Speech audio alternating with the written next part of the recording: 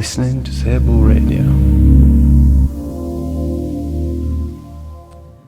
Hi, you're with Lorina Gumbs, and I'll be talking to Leroy Wenham, and we'll be looking through Carnival through the lens. We always get to speak to, the chairperson, the Carnival designers, the Carnival masqueraders, but let's speak to the people who you don't normally see because they're behind a camera. But before we start, let's just play a little song that Leroy told me was an anthem for Carnival, but we're going to take it back to what they call the early version. Okay, thank you.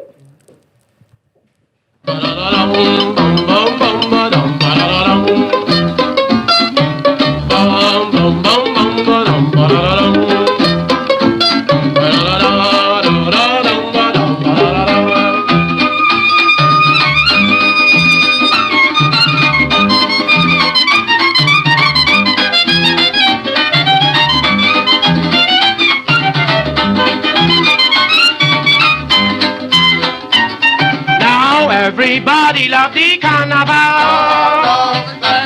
Yeah, carnival is a decent bacchanal.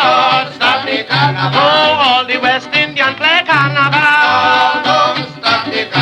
See them in the hall, how they making bacchanal. I am a born Creole and I love me bacchanal. Every year playing carnival. Creole people, they bound to have the fun. See the Duke of Iron, born Calypsonian. Tell the world that I'm bound to have me fun. When you see it's carnival, Creole bacchanal. Every day, well, I'm bound to break away. Lelo, lelo, le, mama, I love the bacchanal. No, don't stop the carnival.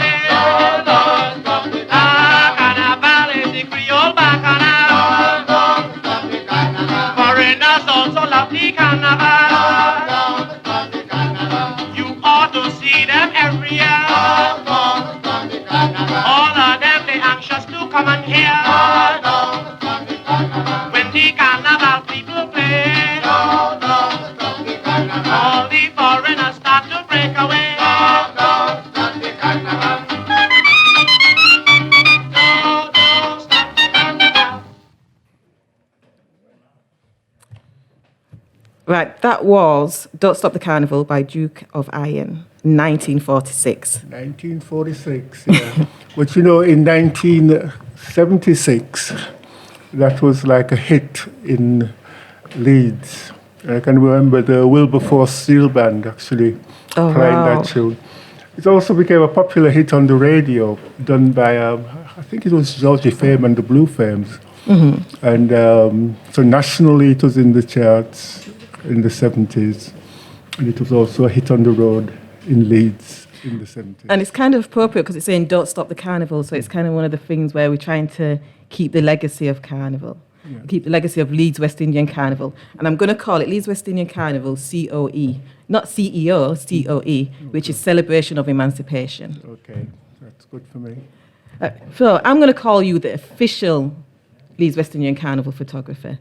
I don't know if that's your real title, but to me, you're the official photographer. Well, I've been doing it a long time, I've got photographs from the 70s. I didn't attend the first two carnivals, but after that, I haven't missed one. And I've got lots and lots of photographs. And I think over the years I've gradually assumed the title of the official photographer. Not necessarily because I set out to be that, but because I felt it was important for the Carnival to actually have some documented record in an organized way of what they have done and the things that they do. Always what happens when we're live, mobile phones. Do you want to? You can answer now. That's fine. You can't have a live show without any technical hitches. It's, it's standard.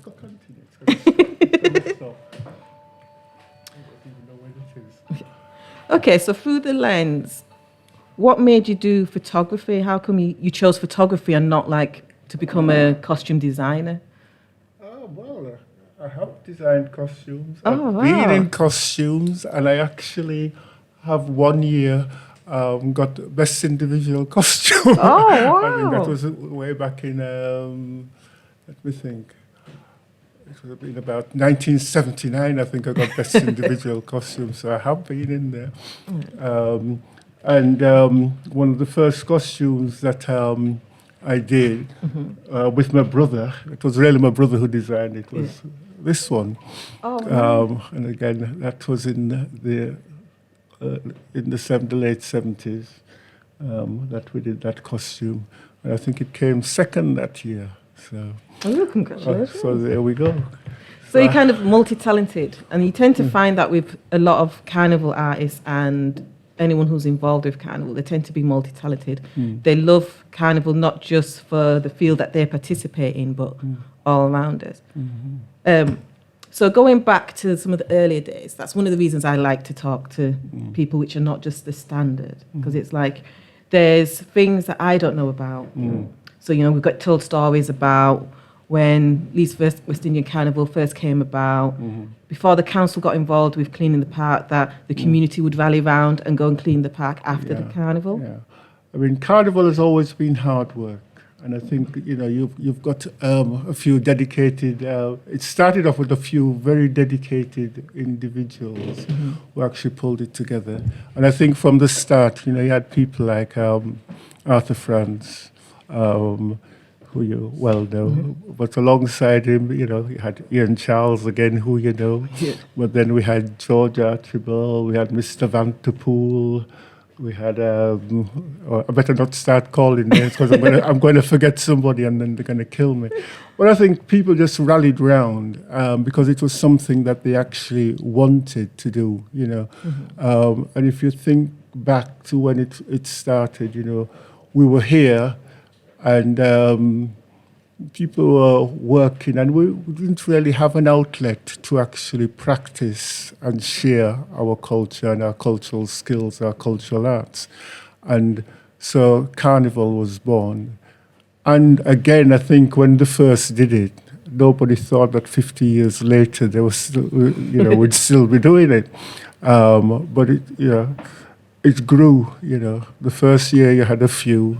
The next year you had a few more, and we moved from hundreds to thousands to 100,000, and so forth. So it's actually over the 50 years, it started from a little thing from the park into town, because it was a longer route in those days as well, They need to bring back the longer route, that's what they need to do. Yes, but in those days we actually used to have the steel band on trolleys, scaffolding trolleys, and 2 long ropes either side.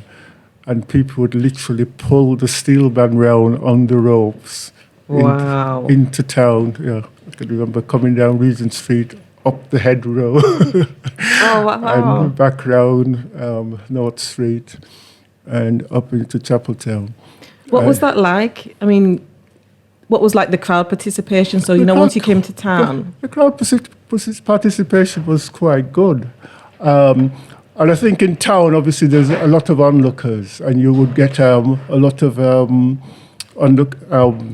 white onlookers, the English people and so forth. So you actually have a good contrast there and bringing in people. But it obviously stopped town, stopped the traffic, stopped everything. But it was a procession where we would actually have fun. I mean, in a book that we did a few years ago, and I know the audience can't see it, but we have pictures coming down, and that's on the route into town.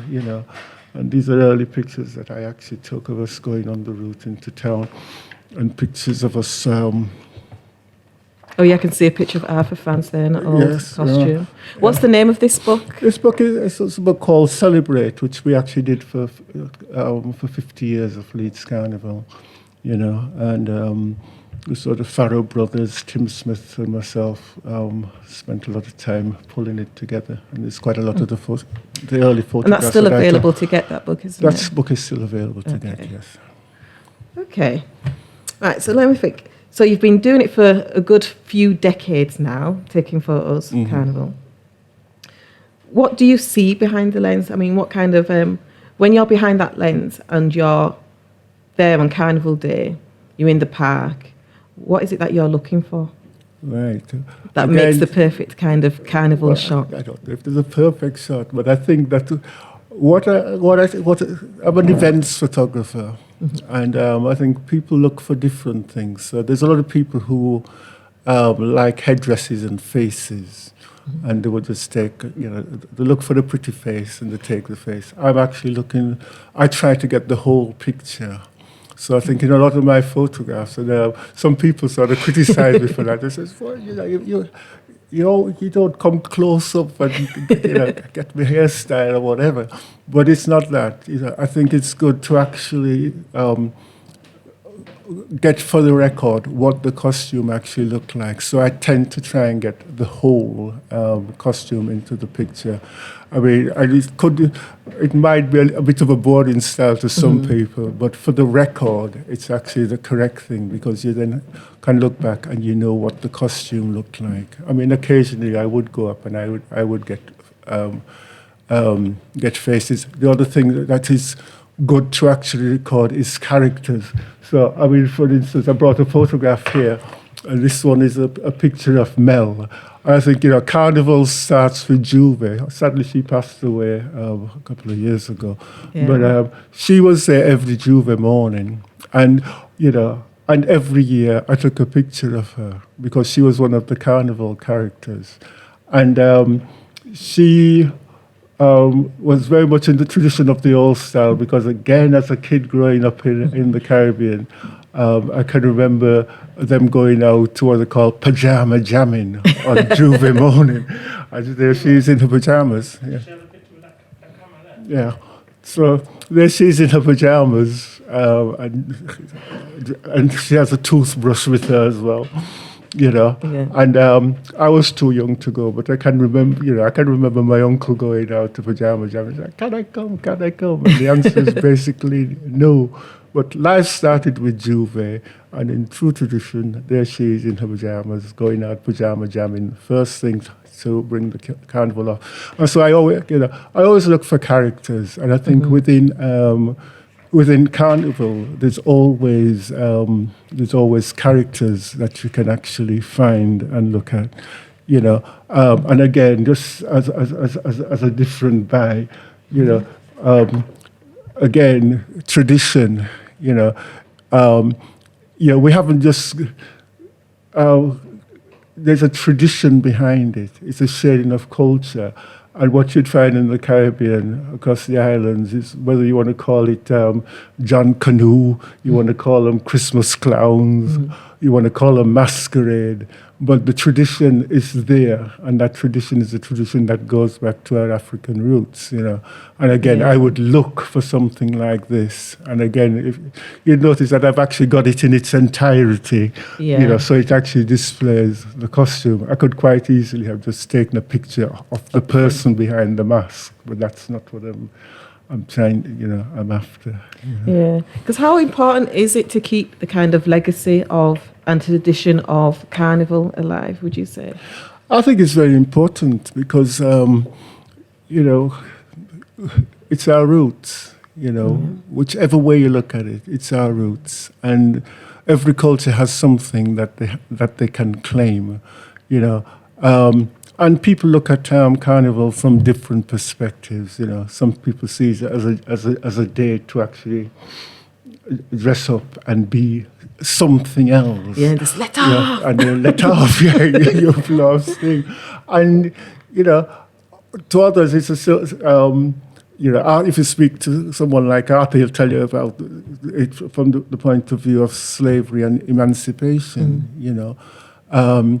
And the whole thing that it was a culture that was banned. So when we could actually come out and celebrate, you'd look at some of the traditions in Trinidad where they'd come out. God, the names just slipped out of my head. You mean like the traditional costumes, like the Dame Lorraine? The Dame Lorraine, that's what I was thinking, the Dame Lorraine. And that's basically mimicry, you know. They're looking at and dressing like how, you know, their masters dressed, but and the masters is looking and saying, "Oh, good," but they're saying, "Well, you know, we're really just mama guy in you," you know, basically, you know, because, and it becomes part of the cultural tradition, you know. We can, if we decide we want to be a king or an emperor or an Egyptian pharaoh, we can be, you know, we can be anything for that day, and it's an important part of our route. And basically, again, the whole thing about it, again, which is that this is a picture of the drum. You know, Carnival isn't Carnival without the drum. Yeah. You know, and even the big drum and the side drum. And the thing that's missing out of this picture is someone with a fife. You know, I don't think we've got a fife player in Leeds at the moment. But again, you know, the whole thing that these instruments basically came in because these were instruments that were left over in the Caribbean when the sort of infantry moved out and the infantry band, and we took those, and rather than playing the traditional snare drum, we gave it a little African beat, you know. So the boom boom and the ding ding ding ding ding ding ding, you know, became our beat, and we actually used their instruments again to practice our beat, because you've got to remember that what we couldn't do is make bongo drums and Congo drums and all that. You know, those were things that weren't available to us. You know? Yeah, because I remember growing up and being a young child. I used to live next door to the park, so it's one of the things I loved about Carnival. And I remember, because I wasn't old enough, I'd go out, me and my sister would go with my dad, and the masqueraders would be there, the drums would be playing the fife, and they're stamping around, the whips cracking. And they've got the, like you said, they're dressed in the traditional costumes. So it's in the sense, even though it's a celebration of emancipation, it's a celebration of just letting off steam. That's but right. it's also a history lesson as well. That's right. It? There's a lot of history in it. I mean, and even with the drum, there's a single picture of a single female playing the steel drum, you know. Yeah. And again, you know, to me, when I look at this, it looks... She is so engrossed in what she's doing. And again, the drum, and thinking of how we actually got to steel drums, you know. Again, you know, we made it, a steel drum into an African instrument. And these were drums that was left over in Trinidad at the end of the war, you know. And we actually made them into something that actually you can be, you know. Because the panoramas, when you go and you watch the steel pan being played when they're having the shows, oh my gosh, it's just out of this world. It's like, you see that they're engrossed, not that they're enjoying playing the pan, but they're just engrossed with the music, and it's like they're moving around, doing flips, and they're still here, not missing the one beat. That's right, you know. And again, it's nice to see young people playing the pans, you know. And keeping the tradition alive, because it's very much our instrument. You know, we have actually made that. We have actually invented that. Yeah, and if we don't actually continue that tradition, it will be lost. You know. Yeah, it is very important to engage with the young people so that they can develop and they can progress Carnival and, you know, the traditions of steel pan, the costume making, some of the old traditions as well. It's not just a case of you design something and you send it off. It's like, you know, let's learn the background of how this feather sticks here or how this strip sticks there. Yeah, so steel band's important. It's more steel. And then, of course, is our costumes. And again, not wanting to, we have had some fantastic costumes over the years, you know. And I mean, I've chosen one, and everybody's going to say, how come we didn't choose my costume? I mean, it's one of Human's costumes, but, and Human for a long time has been, again, part of the tradition of Leeds Carnival, He's won more times than anybody else. And funny enough, that costume that you've shown there, I remember that costume. Yeah. And one of the things that's nice about it is the way that it moves. Yeah, that's exactly what I was going to say. One of the reasons why I like this costume is that in its simplicity, it just has so much movement within it, and one of the things as well that he's actually done with this costume is moved away from the whole thing of having it on a trolley and having it worn, but yet it being able to move, and I can remember Cuban's costumes from, I think, day one. And, he's always tried something different. And, definitely. He's a good designer. And, we've got lots of creativity and lots of good designers in Leeds, And so it isn't that I want to big up Cuban, because there's been years when we've been in strict competition, And, and I could quite easily have put in one of my costumes in there. You should have done. And I haven't. I put in one of yours. But one of the nice things about Huban that I found when I used to go to the King and Queen shows, or what used to be the Queen show back then, was that I'd go and I'd be waiting. I'd go to listen to hear the steel pan. So when I hear the steel pan playing, and I'd be like, oh my God, I want to be a steel pan player. And then the costumes go, oh no, I want to be a costume designer. It's just I just wanted to do everything. But I loved Hubans because they did something. So I was always there waiting, standing on a chair or peeking through a little gap to see what's it going to do when it comes out, what's it going to become. Yeah. And again, it's about pushing the boundaries, it's quite easy to stay traditional and do it the same way. But I think, whoever the designers are, we've developed some sort of, in a way, from our own mass camps, and whoever the designers are, they've all got a particular way of doing their costumes. Yeah, they have their own trademark style. They have their trademarks, and at one point when I was bringing costumes from Sheffield, and I used to call myself cane piece because our sort of structure was always in cane, and and that cane was fairly difficult to work with because you used to have to soak it for days in the bath to get it pliable, and then you can bend it into any shape you wanted. But fiberglass is a little bit easier. But cane's one of the traditional materials, though, isn't it? That was used for making costumes. Yeah, but you had to soak it and bind it, and it was hard work, And again, talking about costumes, the weather doesn't stop anything, because believe it or not, that was part of the costume, and she's wearing her umbrella, and it was a very wet day on that day, and everybody really needed her umbrellas. And I think the next photograph that I'll show you again is how the umbrella works, because there's other people again waiting for Carnival in the costume and with the umbrella. So, rain doesn't stop Carnival. No, it doesn't. And whatever the weather, we're out there doing it. And again, the whole thing about who participates in Carnival. Carnival is open to anybody who wants to be a part of it, on the day. And it doesn't really matter. I mean, I've been sort of fortunate enough to go to Trinidad Carnival a couple of times, and sometimes I've seen some very important people in very skimpy costumes, and they're usually the ones that are going on the worst, aren't they? That's right. And but nobody bats an eyelid, No. And they couldn't do that in England, So I don't know, I've been to a few carnivals and I've seen a few people, but I won't name any.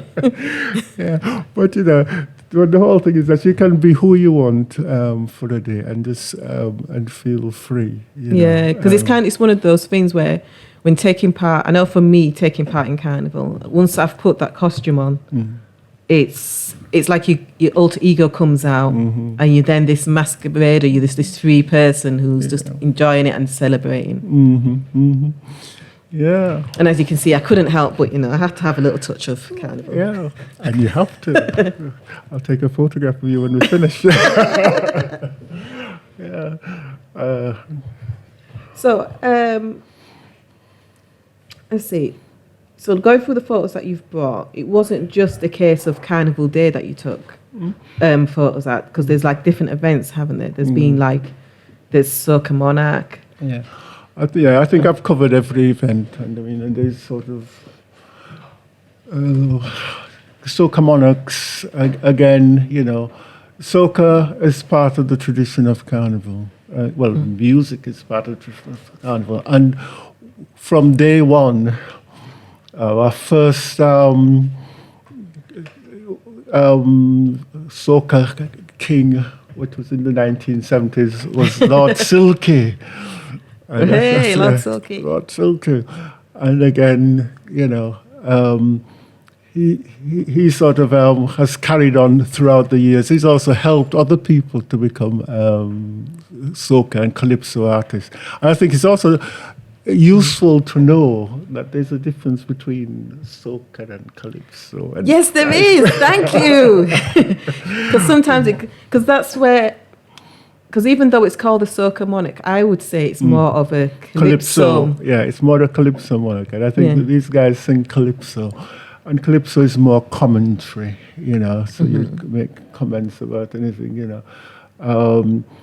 if it's cricket, if you remember when Vivian Richards, years ago, my era, was the best cricketer. So, I think it was Large Shortshirt came out with that man Richards could really bat. You should see when he's on the attack, thundering bowler. It goes because he's making a commentary about him. No bowler holds a terror more than Vivian Richards, not Thompson, not Lily, and so forth. But you actually sing about a character, you sing about a situation, you sing about politics, or what you're happy with, what you're unhappy with, and so forth. I think I can remember as a kid, the Mighty Sparrow having a song which was about the books that we had to read, the Caribbean readers, do you know what? I've heard my mum and dad talk about the Caribbean readers. Yeah. And I've tried to hunt them down, and it's just impossible to try and find them. I think I've got one actually. Because what were the Caribbean readers made up of? Well, there were stories. And again, I don't want to misquote Sparrow because he'll write a calypso about me, I suppose. But, what did he say? He says, the words have just slipped my head again. According to the education you get when you're small, you will grow up with true ambition and respect for one and all. But in my days in school, they used to teach me like a fool. They used to teach me to be a buck-headed mule. We used to read, Dan is the man in the van. Twirly and twisty were two screws. Mr. Mike goes to school on a bike. And Dan is the man in the van. So they would actually, some of it was fairly simplified for the Caribbean. And one of the things that, I suppose we have to think about the way we were educated and miseducated in a way. Yeah. And I think one of the reasons why they went out of favor was because we knew we could do much better than that, really, Yeah, and it's one of the stories that's in the headlines at the moment as well. Yeah, and I can remember that song, My mother used to actually say to me, we sent you to school to learn not to sing calypso.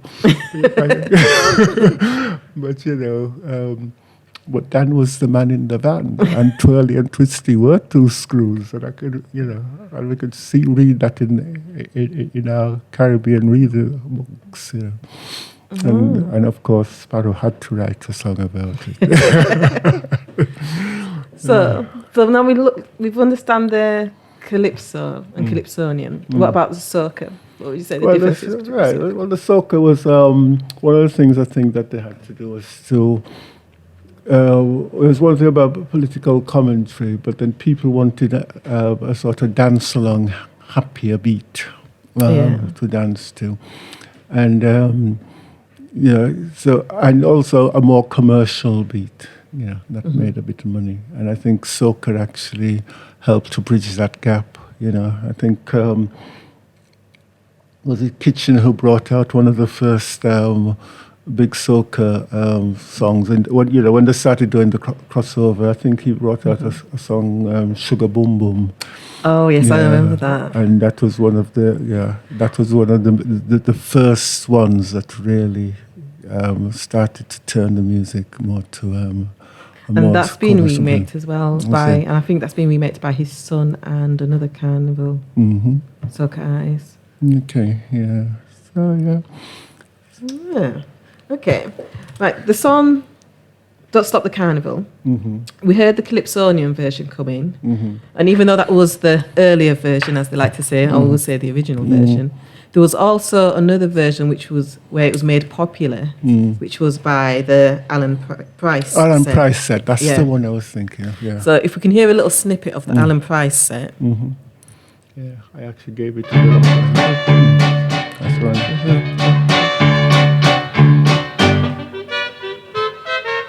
No, don't stop the carnival. No, don't stop the carnival. You never find a better way. No, don't stop the carnival. You got to sing the night and day away. No, don't stop the carnival. Sunshine above me breathing. Sunshine above me breathing.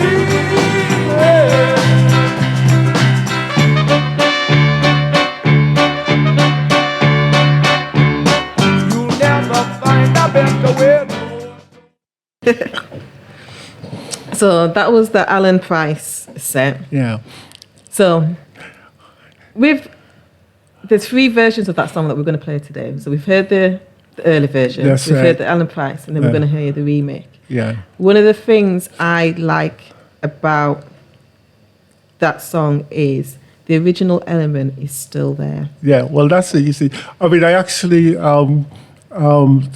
spoke about that. The Alan Price set one at first. I actually attributed it to the wrong artist, but the Alan Price set again is what made it popular in the 70s. From that original, and Yeah, and that came out like a year after Leeds Carnival started. So it was That's right, yeah. 67 was Carnival, and then 68 that song That's came right. out.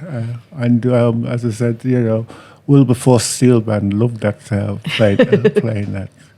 And everybody, as they played it, would be saying, "No, don't stop the carnival." And even when I started coming out, even I remember that song. So it's like, I'll say like a few years later, I came out. Okay, so going back to other photos, what else have you got for me? What else have I got? Well, again, the sticky. Yeah, I mean, I've showed you Silky, who was our first monarch, and of course, we have our own Soca Bee. And again, so we can't have just male soca artists. They are female. Girl power! Yay! And in Trinidad, again, there's quite a lot of good women artists. In fact, I think singing Sandra passed away recently as well. There's some good artists, and Soca Bee is our own local artist who, again, has won a couple of times. Because that's one of the things I found that when I was getting into designing costumes, I found that a lot of the designers were male. It was dominated by male designers, and it's one of the reasons why I decided I wanted to, be a designer, hit some girl power in there. That's right. I mean, there's a picture here that I've got. I could have cropped this just to get that little girl. But what I wanted to show with this picture was this tiny little girl with all these adults on the stage at Leeds Carnival. And in years to come, is she a future queen? You know? Yeah, that's how they start out. That's how they start off. So it doesn't matter whether you're young, you're old, you know, whatever age. And again, you know, we see that because one of the things we also have is a prince and princess show. Okay. And again, the kids in that show, so if you look at their faces, they are so proud of being in costume. It's even better if they win. I mean, and again, you know, that's just 1 year of the Prince and Princess. And again, there's been some really good Prince and Princess costumes. But the kids, when you go to the Prince and Princess show in Leeds, one, it's always a sellout. Yeah, it is always packed, you know. And what also delights me is that they follow the rules, you know. There's no booing or anything, you know. No. You know, and people just cheer whatever the costume, you know, you cheer, you laugh, you dance, but the kids participate, and they participate so fully within that, you know. And prince and princesses later go on to be your kings and queens as well. Yeah. So the tradition starts fairly young. And again, you know, within the sort of Prince and Princess show, we have depictions of all different aspects of carnival, whether it's traditional carnival, whether it's just imagery, or whether it's depicting something historical. You know, it covers the whole spectrum, even within that costume. And I think it's an important element of Leeds Carnival, having, you know, that kiddies section. Yeah, doing definitely. their thing, you know. It is, like you said, it's one of the shows that each year it just draws the crowd, and it just encourages the young people as well to participate, not only to be wearing a costume, but also have a go at making the costumes. That's right. And, you know, tell a story. Like the photo that you've shown was a little boy with the winner, and he was showing the Olympics. Because that year it was, I think it was the Olympics in London. Yeah. So, you know, it's very topical, you know. We always follow themes, you know, and quite often, even within the themes, I was looking at one picture in here,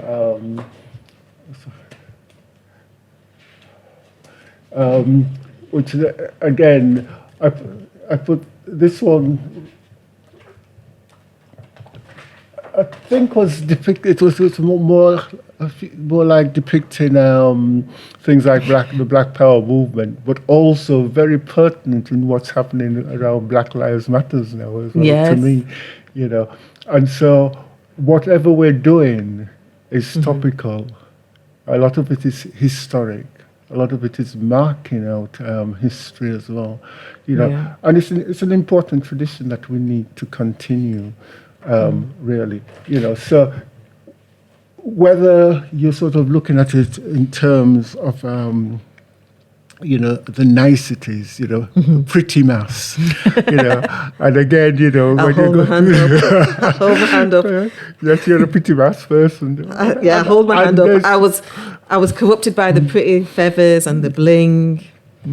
But I do appreciate and understand the tradition. But what you need to go to is go to Trinidad on Jubilee morning and get covered in mud. I have been on numerous occasions. I've been to Trinidad Carnival and done Juve and done the full carnival on the day. In fact, I've done the week, which is a week of partying, getting preparation, and then you go home for Juve, get up in the morning, you have the pre-party, then you go out, and like I said, you get covered in mud, paint, oil. Yeah, mud, paint and oil. Scrub it all off and then go into your pretty mass. Yes, yeah.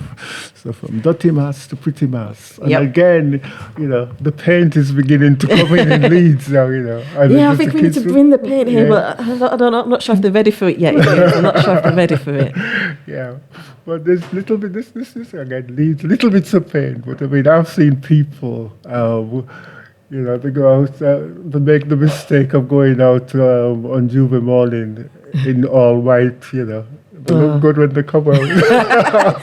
Yeah, But never everybody has to pass them, touch of oil. Juve is one of those things. If you're going out to look pretty on Juve, make sure you kind of stay in the car or stand far away from the crowd. Yeah, because they will find you. You look as if you need decorating. Yeah. Oh, hello. Yeah, big hand of paint. Haven't seen you for a long time. I have to say, Juve is actually one of my favourite aspects of Carnival.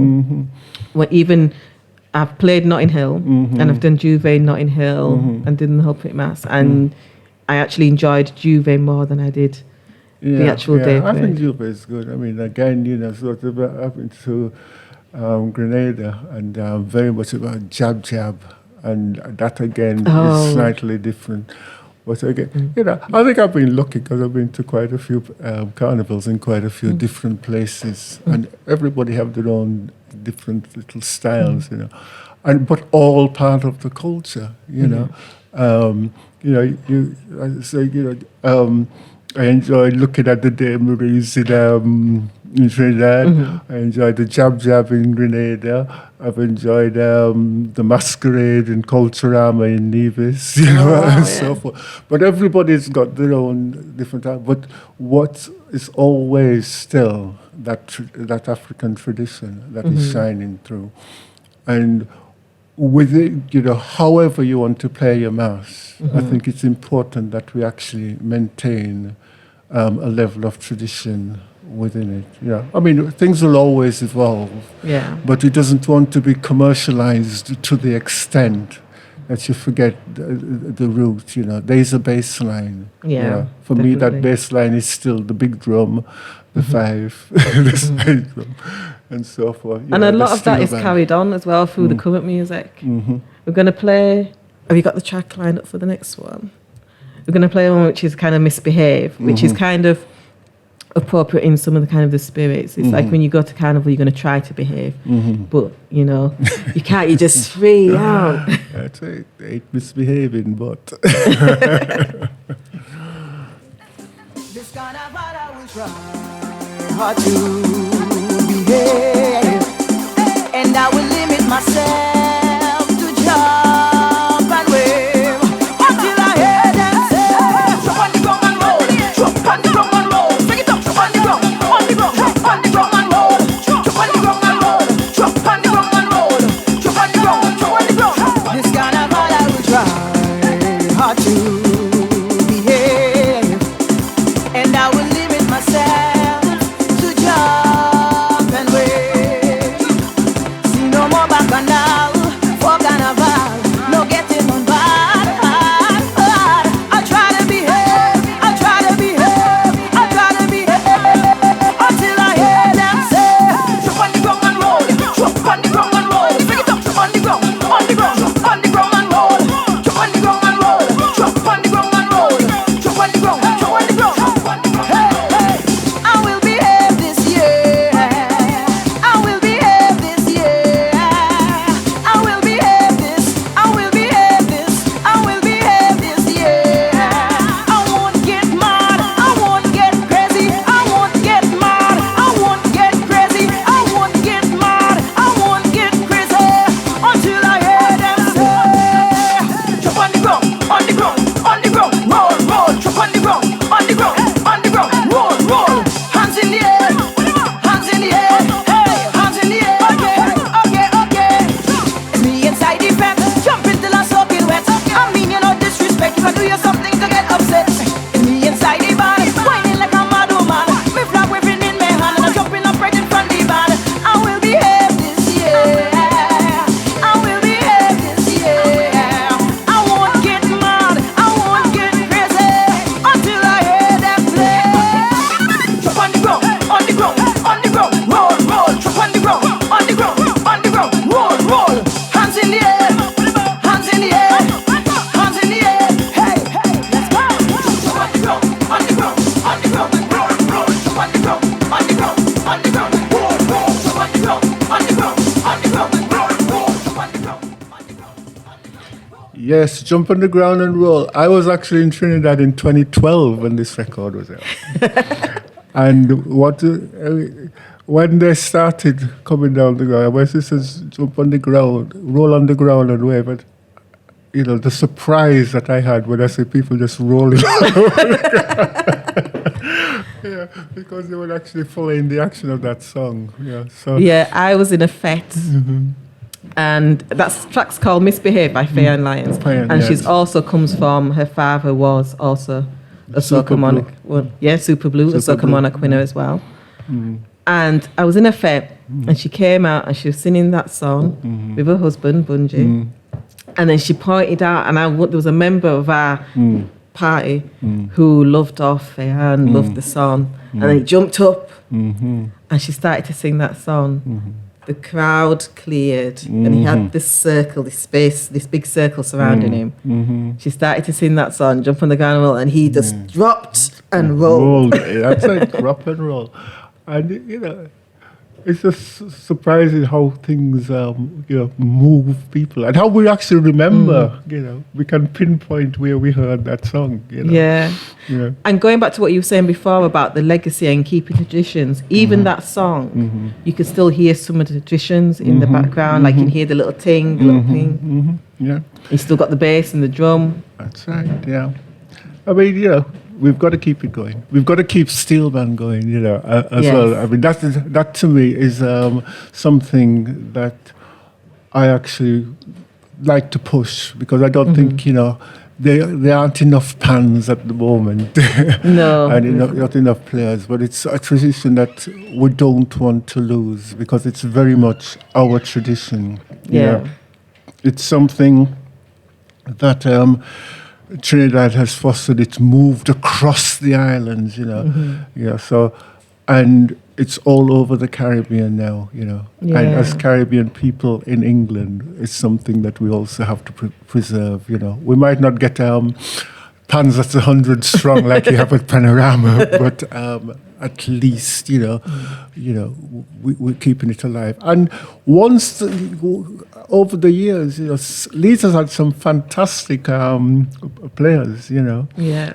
They've come, they've learned to play, they've done well, and, you know, and people have moved away and so forth. And but it's a tradition that we really need to come to keep alive, you know. Yeah, definitely. Because even from steel pan and playing in Panorama, I know the steel pan in Trinidad, all the different various bands, they have people who actually come in, steel pan players from different parts of the world, different walks of the world, who actually come in and play with the band for That's Panorama. right. Yeah. So it just goes to show you can be here in Leeds and you can be playing your pan, but if you're playing it to your best ability and you're dedicated, it can take you all the way around the world to That's take right, you in yeah. various places.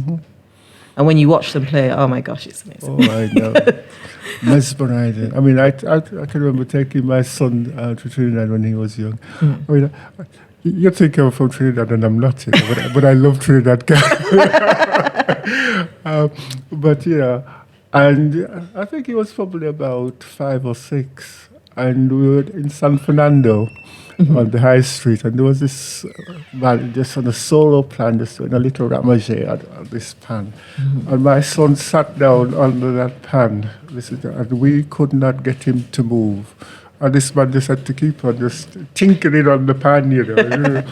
And he was so, and I thought, oh, yes, he's going to be a pan player, but he hasn't taken it up.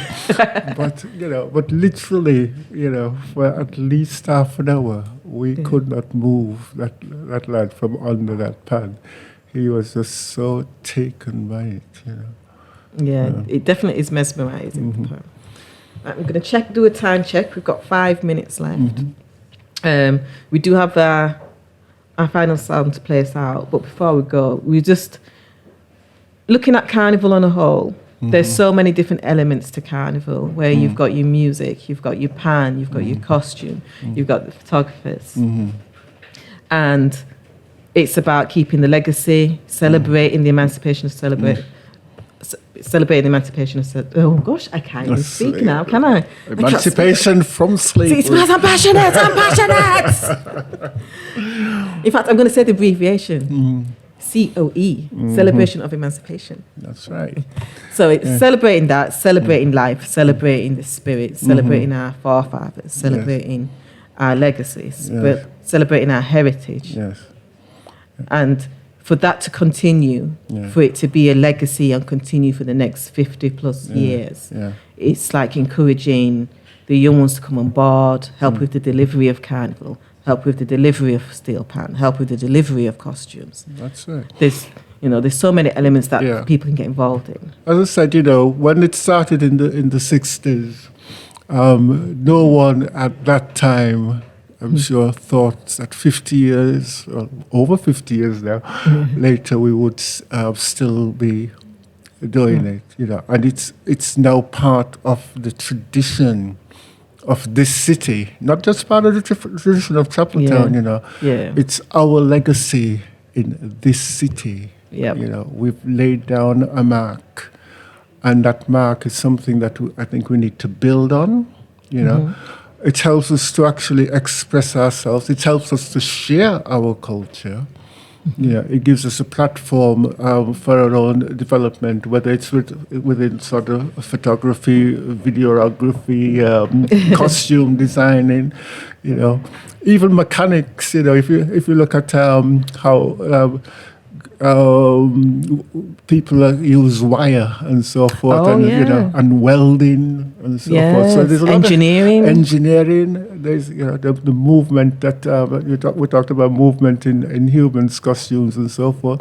The whole engineering of these costumes. Once upon a time, you'd get some costumes, and before you put them on, they've already fallen down, These days, people are building structures that are built to last more than just a day, So there's a lot of engineering, there's a lot of creativity, there's lots of skills within it. Musicians, music, development of music, learning music, writing music. There's so much that can be sort of developed. There's so much that we've got to expose within our sort of whole cultural heritage and development. And quite rightly, it's also saying, once upon a time, you enslaved us, but we are now free to be who we want to be. And Carnival, as an expression, allows us to be anybody we want to be, even just for a day. Definitely. So on that note, I am going to thank you, Leroy. It's been great just being able to talk to you, because it's one of the things that you never seem to have the time to sit down and talk to people who've been there from the start and have a look at where it's come to and their mindset, because I never knew that you actually made costumes. I just thought you was always a photographer. I make costumes. So now I'm coming to you for some tips. Yes, I have made costumes. I've even given other people sort of ideas. And but no, as I said, it's a full skill set. It's an interest, and it's something that's been it's embedded in me. It's part of my cultural heritage. I'm accustomed to Mokajumbi coming up to the window on Christmas morning and so forth, And people say, "What's a Mokajumbi?" Well, the Mokajumbi is the man on stilts, And the stilt walking tradition is something, again, that is straight out of Africa. Yeah. And that's another tradition and another skill set. That's right. Okay, well, thank you very much, Leroy. Thank you, Sable Radio. And we're going to play out with our final track, which is Don't Stop the Carnival, but the latest version, which is the 2021 by Olitunji.